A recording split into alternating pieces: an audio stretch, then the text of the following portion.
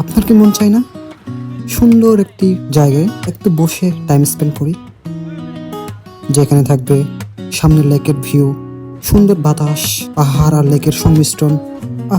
কি সুন্দর, তাই না? এমন একটি জায়গা রাঙামাটিতে রিসেন্টলি বানানো হয়েছে, যার নাম হচ্ছে RHD লেক ভিউ গার্ডেন। এখানে মূলত বাহারি রঙের ফুলের গাছ দিয়ে সাজানো সুন্দর একটি জায়গা, যেখানে বসে আপনি টাইম স্পেন্ড করতে পারেন। সামনে তাকালে শুধু নীল জলরাশি, পাহাড়, নীল আকাশ।